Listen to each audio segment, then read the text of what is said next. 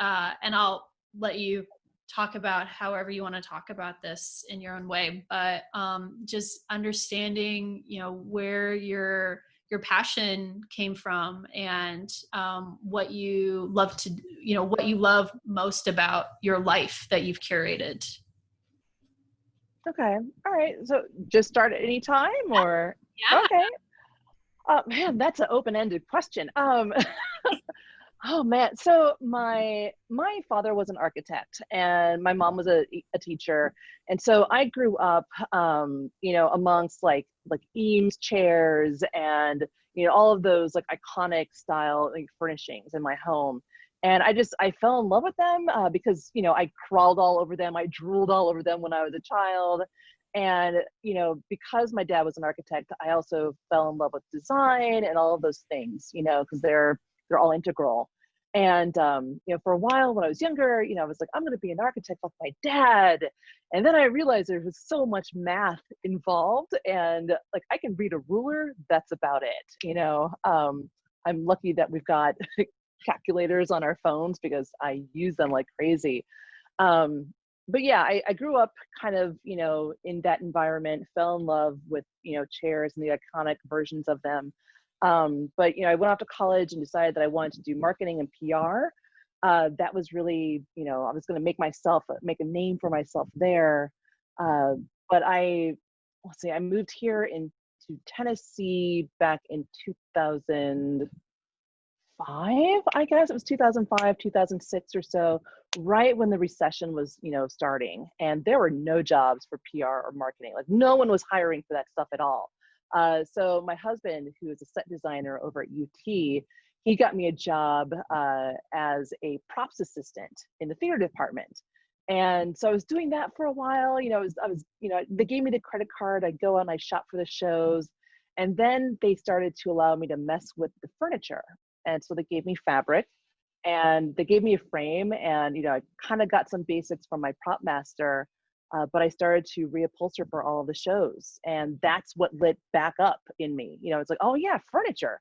This is what I really like, and so I learned, upholstering all of the chairs and the sofas and the chase lounges for the shows, and then I just decided to open up business back in 2010 or so, and Knox Upholstery was born. So that's the really quick launch there from child to Knox Upholstery, but there you go.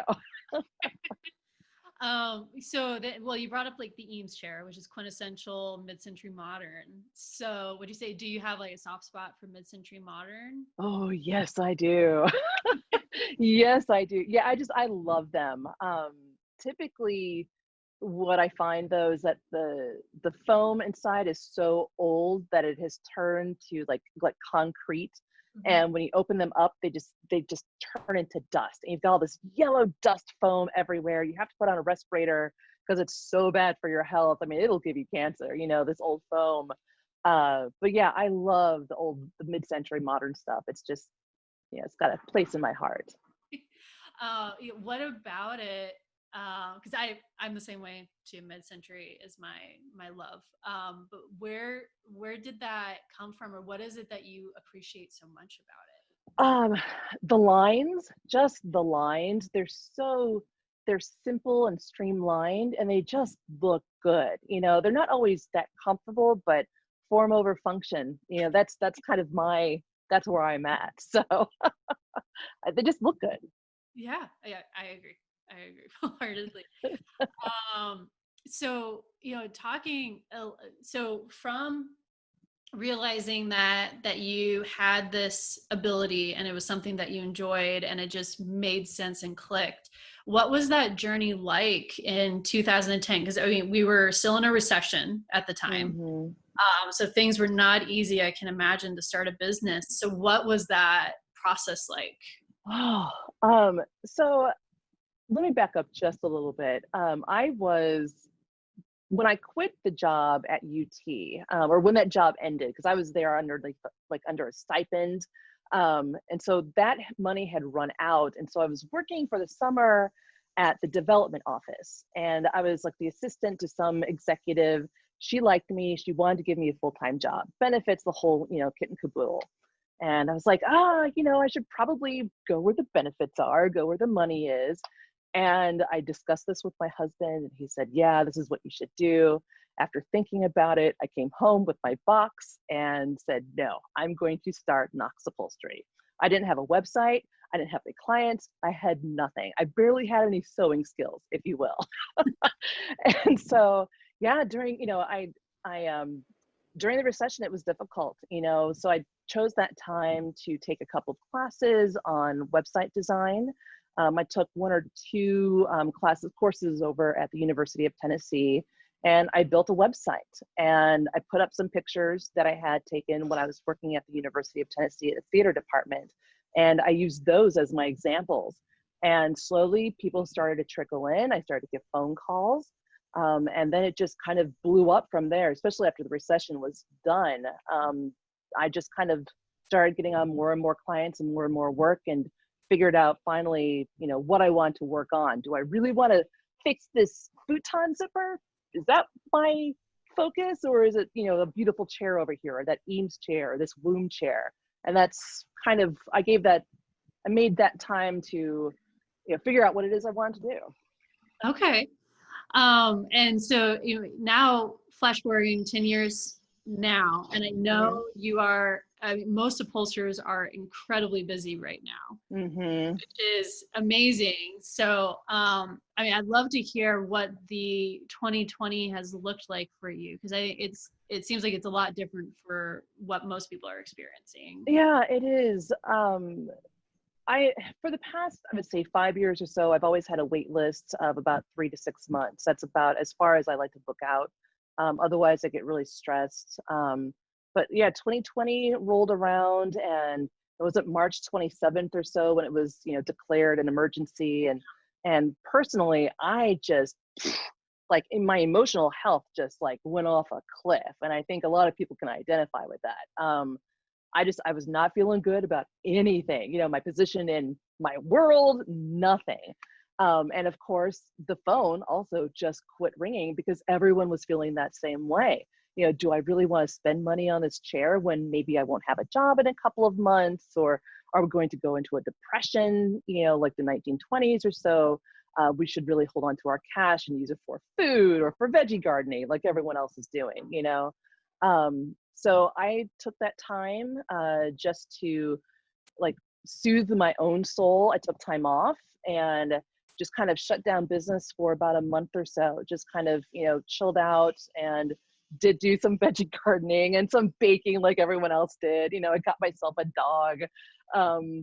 But yeah, after that, when people realized that this was the new norm and they were at home all the time, on their couches, looking at their dining room chairs and their, all their furnishings, they realized that they wanted to make a change. And the industry started to get phone calls and emails and text messages, and people on little tin cans saying, please help me, my house is a mess, I want to have things reupholstered. And so yeah, the interior design business is just booming right now, along with like plumbing and anything that has to do with, like, your household, painting, all of that stuff. So what has been some of the most common, I guess, maybe not style decisions or state of mind for a lot of the people that you're working with? what are they choosing as far as? Yeah, I guess so. I'm looking at it from two different ways. So we have both people are sick and tired of their house looking the same, and now that you have to be stuck in it all the time, you obviously want something refreshed. So I'd imagine that there's a certain switch in mindset from the way that furniture was viewed. Yeah. Also, this switch in mindset of style, of personal style and design, and what that means for different people. I think a lot of people are choosing, I think, more colorful items. That also seems just to be the general industry trend right now, is like all these bright colors and patterns, big patterns, bold patterns. But I had one client who, she is like changing all the dining room chairs. Like, she has 10 of them, and they're all going in a different fabric. And they're, really bright and bold and beautiful. And I think people just want to liven up their own home. especially with the past trend being everything was gray. Walls were gray, your furniture was gray, and then maybe you have an accent pillow and a bright, funky color. But I think people just needed some levity in their lives, and they're choosing these nice, bold, pretty fabrics because they're around their furniture all the time. They need that prettiness in their home. Yeah, yeah. That I am well, my wall. This is the only white wall in my entire house, actually. Yeah. Most of my walls are very colorful. Yeah. Good. Good. I totally get that.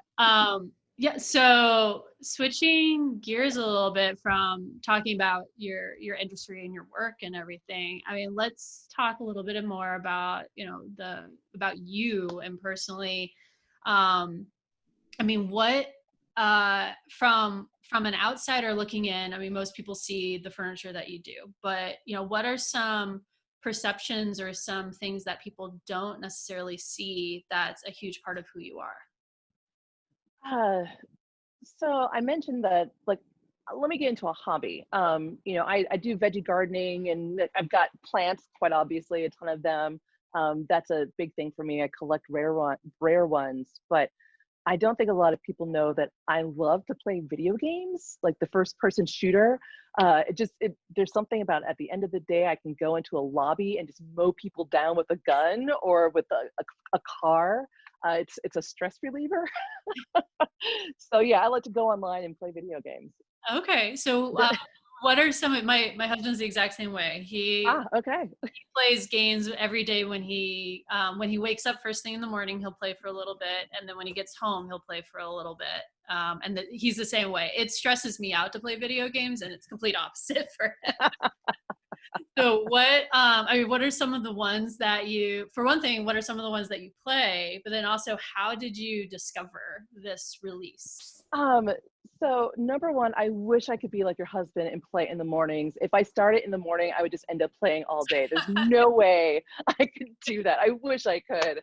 But yeah, I'm a child of the 70s, so I grew up on like the Commodore 64, and the old Apple games and Pong, so I've always played video games. We had the Nintendo 64 and the very first Nintendos, like all of that stuff. So yeah, I grew up playing video games, and I remember selling, like in college, I sold one of my consoles, and that was like the biggest mistake. I still think about that console, which is so ridiculous. But yeah, I like I hate to admit it, but I love Grand Theft Auto. That's a good one. I like, just so many. Like right now, I'm playing Ghost of Tsushima, which is a really fun game. That's more of a fighting storytelling game. But I like all of them. All the new releases, I usually purchase them. Oh, cool. So, it's funny that you mentioned like the old Commodores and like, Atari and all those. So Yes, there's a new series on Netflix called High Score. I don't know if you've seen it, but it's all I about haven't seen it. going all the way back to the 70s for the history of video games. Oh, okay. Yeah, I'll have to look that one up. Yeah, yeah, it's really cool. I mean, they highlight the man who actually was the one that invented the system where you can actually change out cartridges. Oh, So interesting. he was the one, and one of the biggest reasons why they bring up the story is that he was basically the only black man in gaming at that Huh. time. And he was the one that actually developed the system that Atari eventually took, where you could actually have a home gaming system and have multiple games that you switch out. Oh, But he was the one that wow. actually invented it, but like nobody knows who he is and nobody knew his name. And he had this huge impact on the entire industry. Oh, I'll have to look that up. Wow. Yeah, I remember like blowing on the cartridge to try Yeah, to get it to exactly. work, and stick it in there, pull it out, blow it again, stick Yeah, it in there. yep. Just 1 second, we'll get this going. Yep. Yep. Well, I love that. I mean, were you like one of the only like girls that at the time were playing video games, or did you have a lot of girlfriends that played with you? Um, I don't know. Because I was playing video games at home so much, I wasn't always out with my friends. So I don't know, I do remember in college, when I was in college in the 90s, late 90s, and I had this game off with like a whole bunch of dudes in their dorm because they couldn't believe that I could, play GoldenEye so Oh, well. class. And I beat their butts. And it was just like this huge crazy thing. All the guys were in like, the gathering area, just yelling on their guys. And yeah, that was a lot of fun. Showed them. Exactly. Exactly. That's awesome. That's classic game. Classic. Yes, the best game I think still. So I hope they I release a new one. Yeah, I love it too. I'm a racing game person, so I was like Okay. a Mario Kart girl. Yeah. I brought my N64 to college just so I could beat the guys at N64. Mm-hmm. Good. At Mario Kart specifically.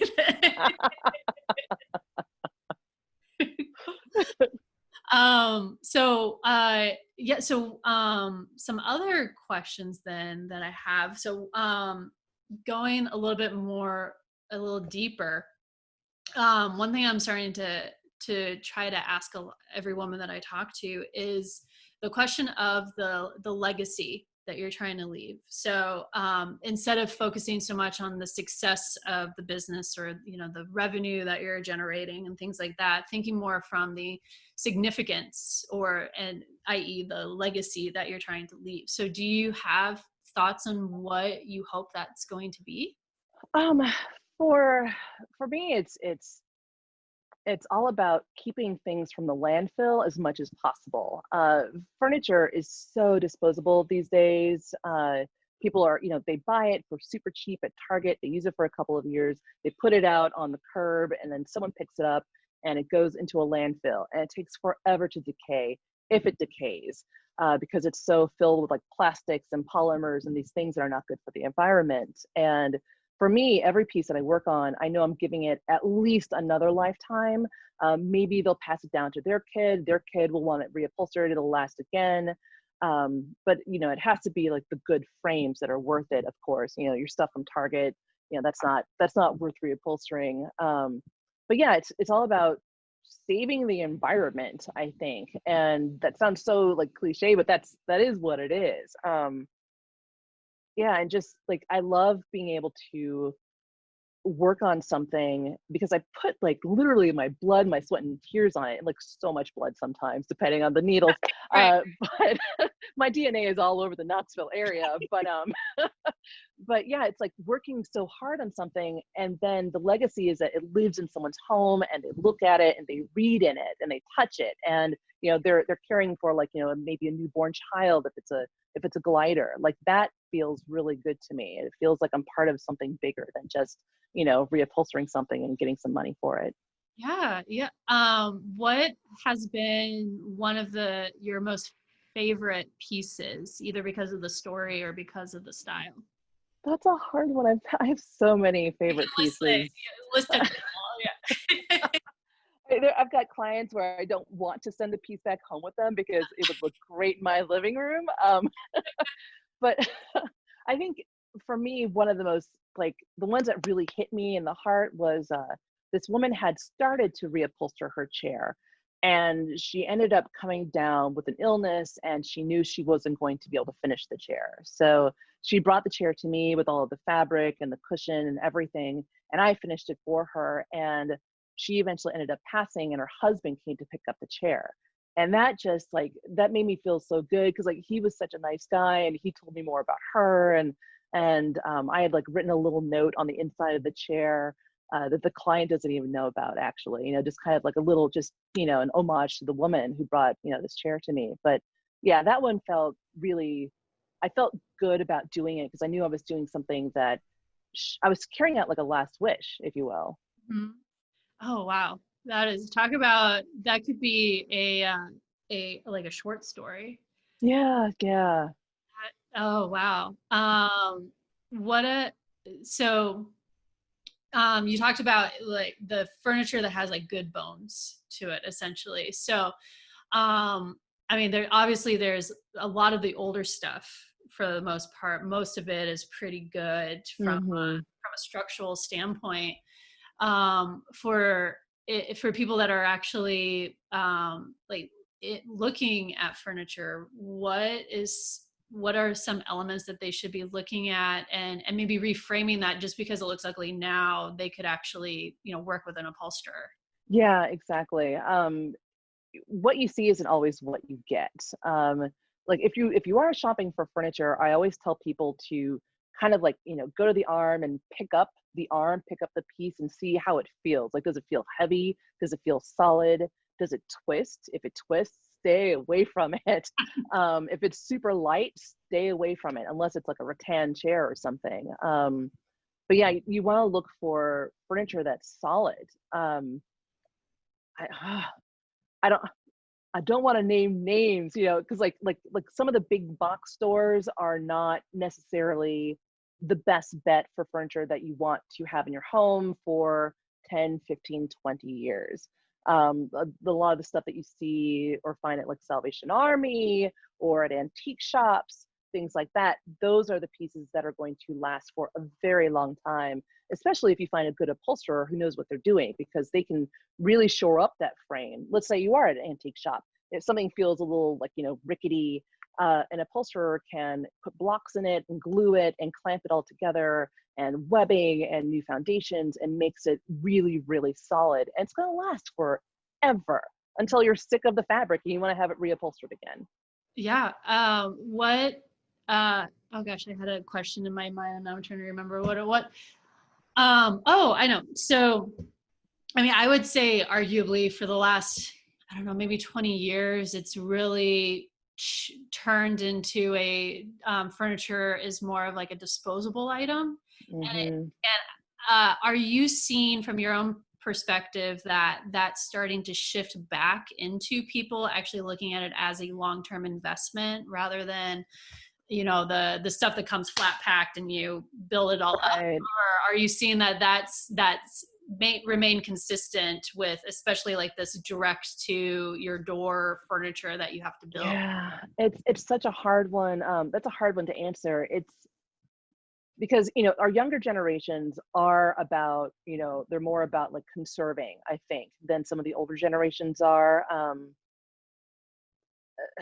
Man, but that's difficult to say, because like you got grandma's pieces, which are great to hold on to, and like, my parents' age, like they've got really great pieces, and then you get into like, like my age group, and we've been like through some really weird recession stuff and like some money stuff, and so like we haven't always been able to like purchase really good furniture, and so we have had to rely on, like the big box stores and things like that.